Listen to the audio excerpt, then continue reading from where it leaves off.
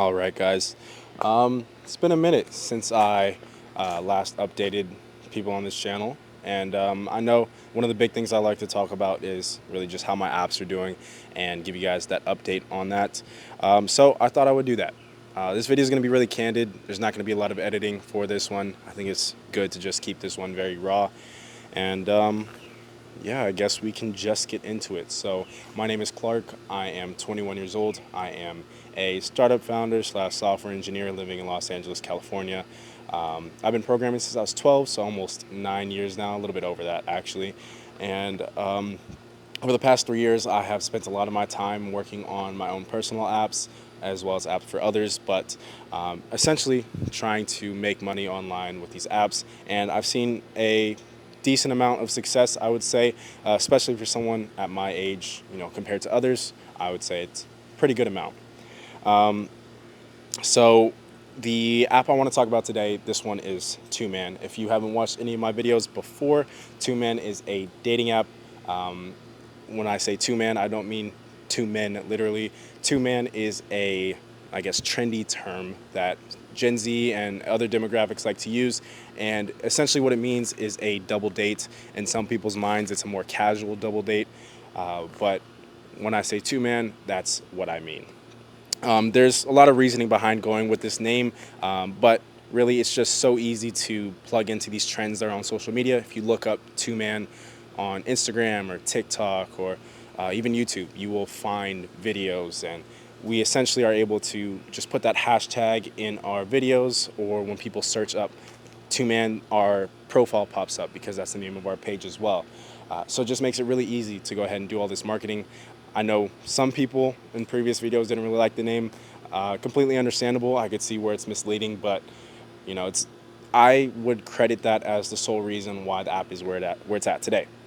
And speaking of where it's at, as of the time of me recording this video, the app has 26,200 downloads. And that's a lot of downloads, okay? That's a lot of downloads. I won't try to downplay that. I don't know what the stat is on, apps on the App Store, but I can assure you most of them are probably not even getting over 5,000 downloads, maybe way less than that, right? So that's a good amount of downloads. The last video I made about this app was when the app had hit 5,000 downloads, and at the time that felt like a lot, and it came pretty quickly. And now 26,000 downloads, that is a good number to look at. I will say that. So now I just want to really go over some of my learnings when it came to getting to 26,000 downloads. And first and foremost, the biggest learning is that it takes time.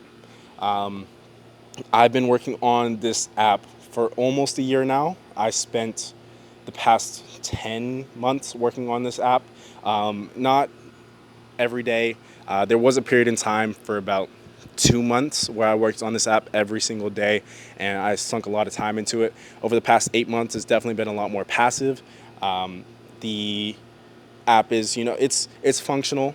There's a lot more features that I would like to add. There's a lot of features that people suggest, but I haven't had the time to get to them.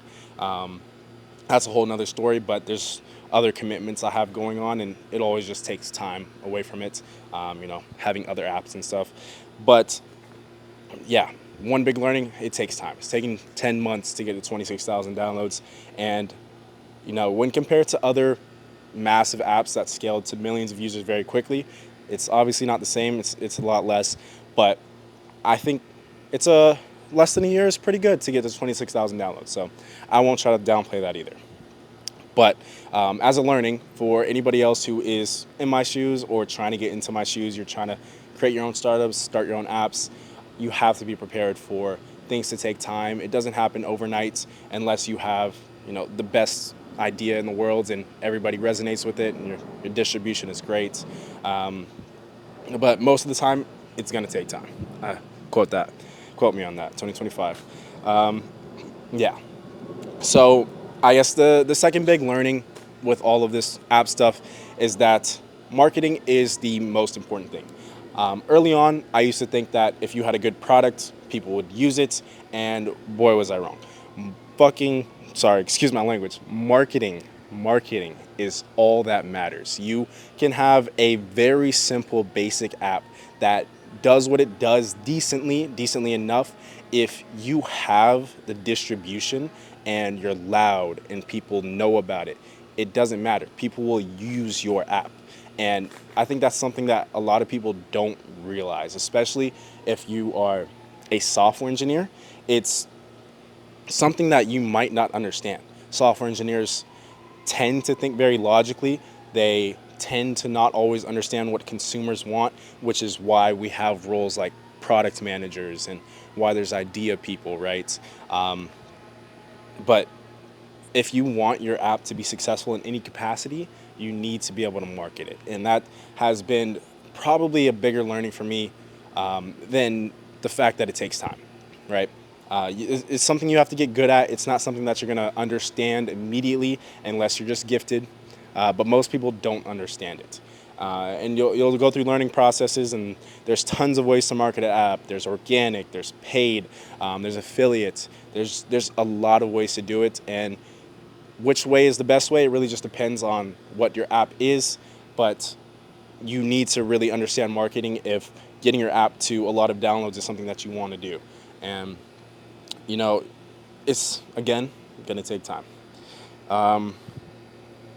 And next learning, I guess, which kind of relates directly to this.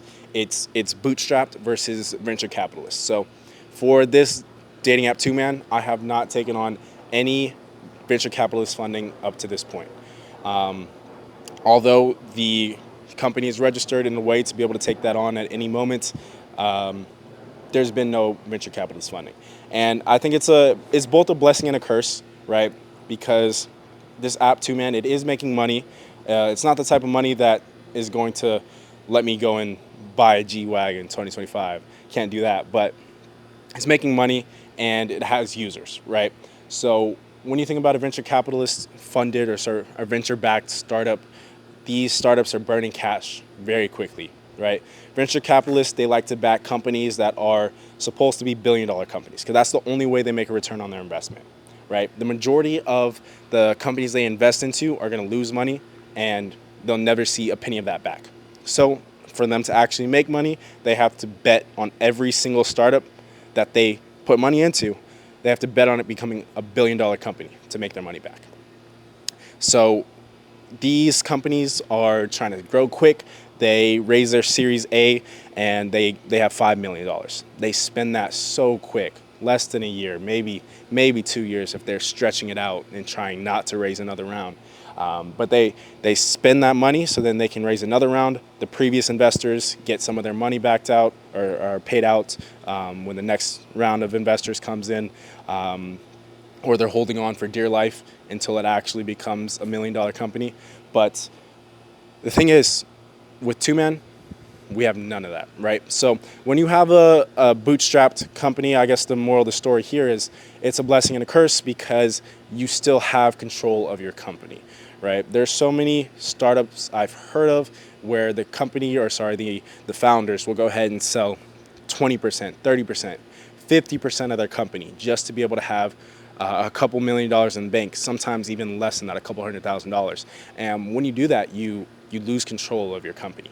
There's systems in place. There's board of directors. There's C-suite, and when you give so much of your company away like that, you are essentially handing over control. And as soon as you hand over control, your company is only there to maximize the profits of shareholders, maximize shareholder value, and that's why I say bootstrap is a blessing because we don't have to worry about any of that. Although I think if we had $1 million in the bank, we would be in a much different place user-wise and revenue-wise. But the fact that we're not means that I can take it a lot more casually and allow things to take time. Because if you think about it, if I had $1 million in this bank account and I took a year to get 26,000 users, it would probably be scary. Investors would not want to invest. They'd probably be trying to sue me for negligence or something like that. But it would not be working out, right? So, and yeah. So, I mean, that's another big lesson. And I really only have two more things. So the next lesson is the difference between a startup founder and a software engineer. And I think in today's age, a lot more people are startup founders than there are software engineers. The job market for software engineers is so tough, so competitive. Companies aren't hiring. Companies are trying to replace people with AI.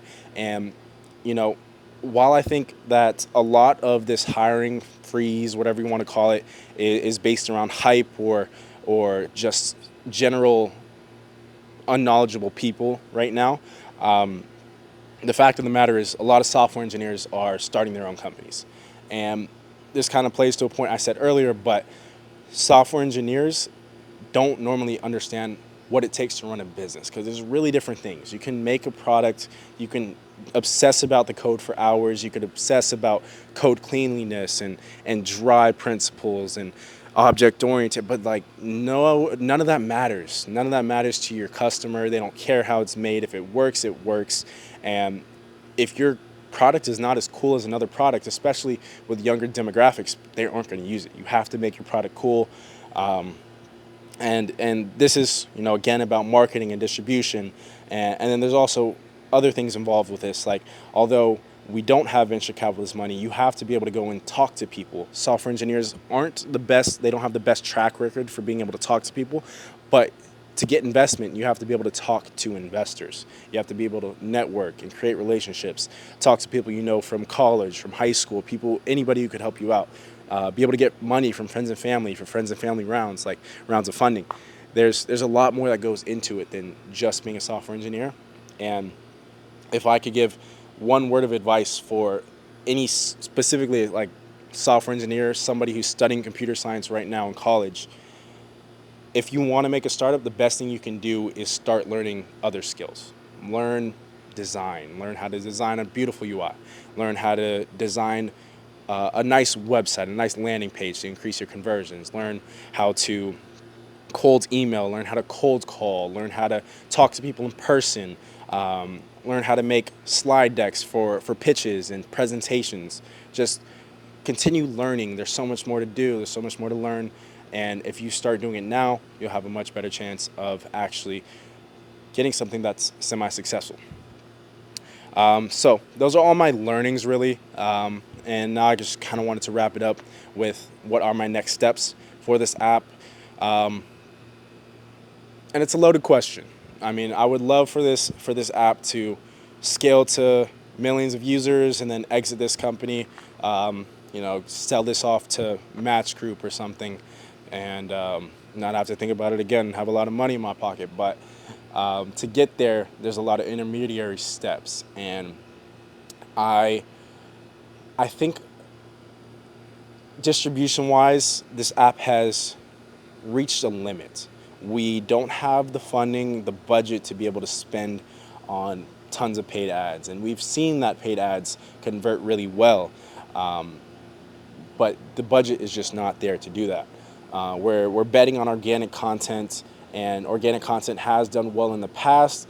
It's not doing the best right now, but it's brought the majority of our users, at least 25,000 of the 26,000 are from strictly organic content. So we need to have an epiphany. We need to figure out a new way, whether that's going to all these Instagram pages, TikTok pages, getting them to post our stuff, or creating a lot of accounts and being able to post across those, or maybe we finally actually have to go get money if we want to see this app go anywhere. But will we actually get money? Who wants to invest, right? In the age of 2025, everything seems to be an AI company, and that's only what VCs are investing in. So, I mean, there's a lot to do, and I think the next step is going to be figuring out how to push this marketing distribution even further. And I think if we could do that, we could probably get to 100,000 users, maybe by the end of the year. It's growing exponentially at this point. It has not leveled out, but I think we would want it to be even more exponential. It's probably closer to linear right now. So, yeah, I mean, that's my spiel. I hope you guys enjoyed it. I'll be back with another update soon.